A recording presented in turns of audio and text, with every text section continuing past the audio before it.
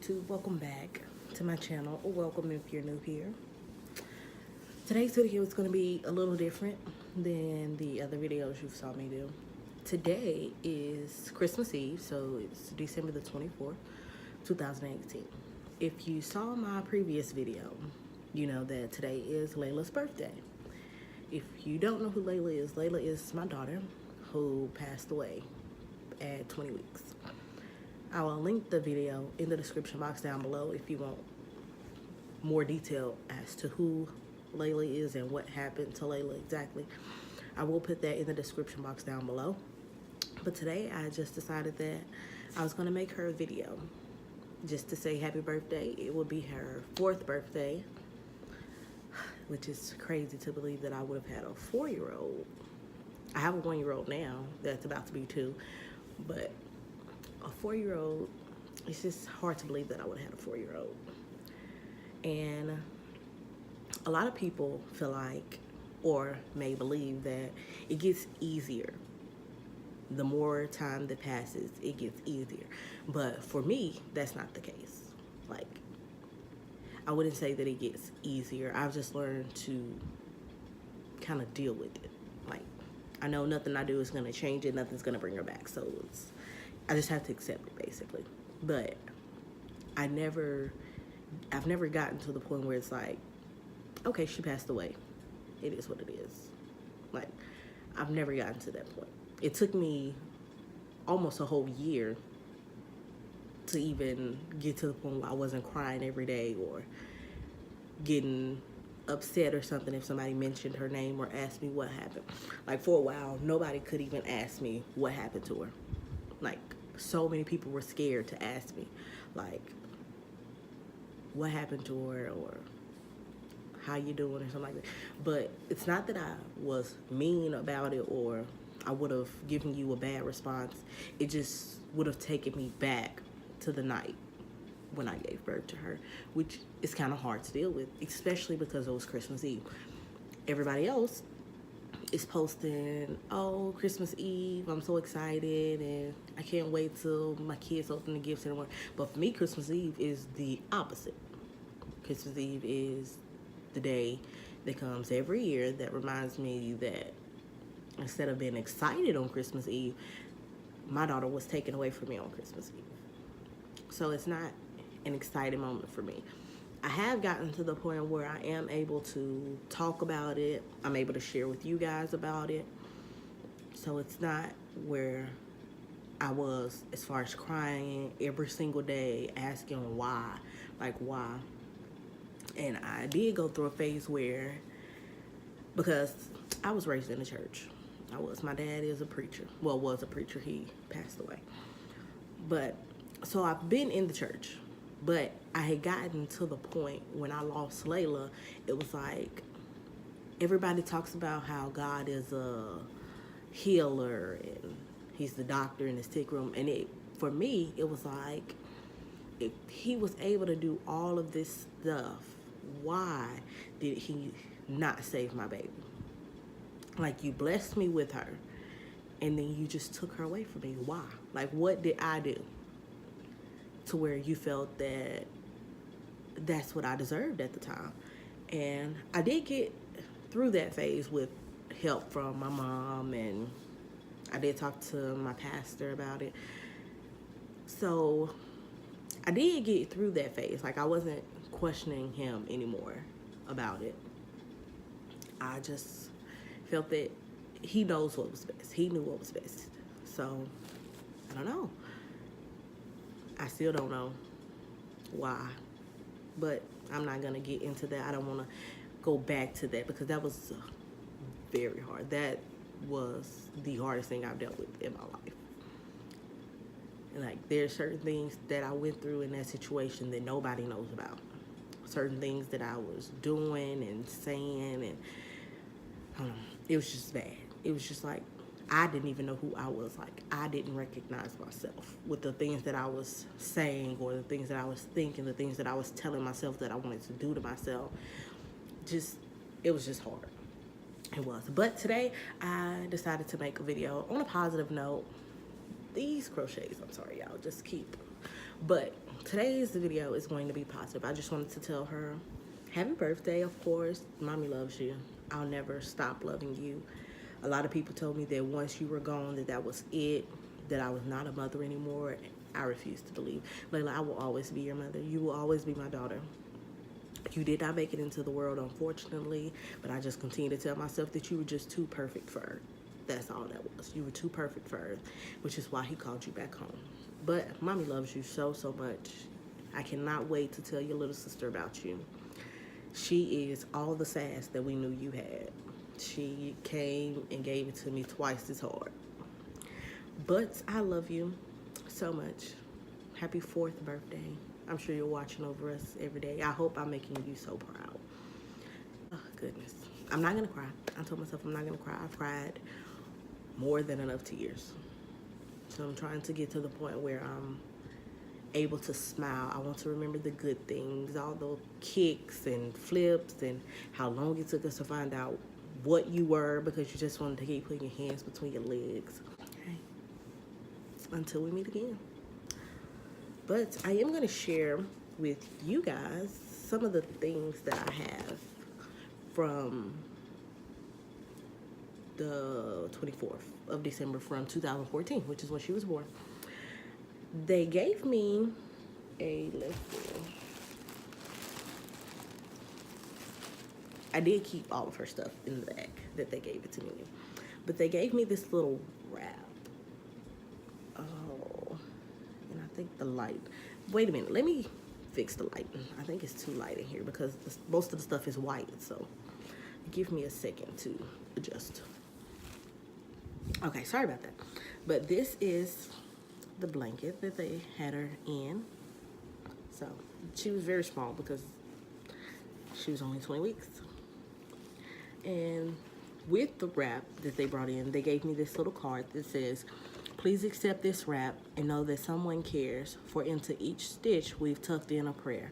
That God will be with you, for he sent this to you to wrap his new angel in something special and new.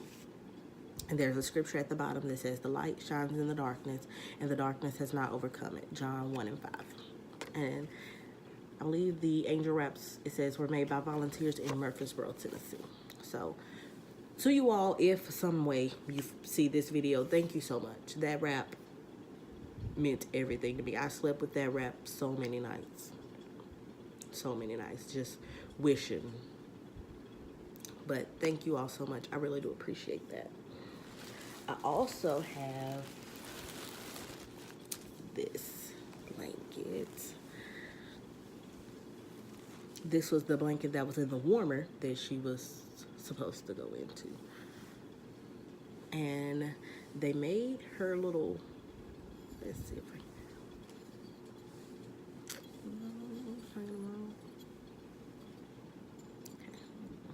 they made this for me. It was like a cast of her feet. So her feet were very tiny. And I'll also pick up the camera because it is kind of hard to see it. So yes, this is what it looks like. Those were her little feet, her little tiny feet. And it's just so crazy. Her feet were so long. And then this one unfortunately broke. But these were her hands. They also did a cast of her little hands. I'm so upset that they broke though. But that's okay. They gave me that. I also have in the bag the diaper that they were gonna put on her. It's so small.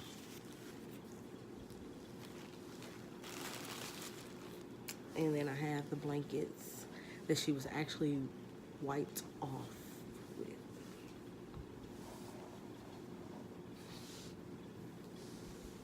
So before I show the blanket, I just want to let you know that the blood stains from my delivery and from them wiping her off are still on the blanket, which is the main reason why I kept the blanket, which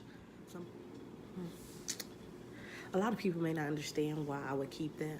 and may think that it actually made things harder, but I have my reasons as to why I kept all of this stuff, and I personally don't feel like I owe anybody an explanation as to why I done so, but I will share with the people that do want to see. If not, you are more than welcome to click out of this video, but I will go ahead and show you all the blanket.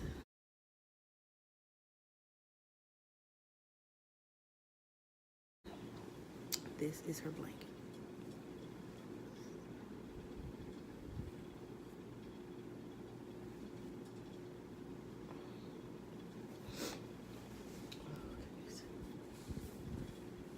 And that was the blanket that they wiped her off in. And I believe that, well, I still have my hospital bed.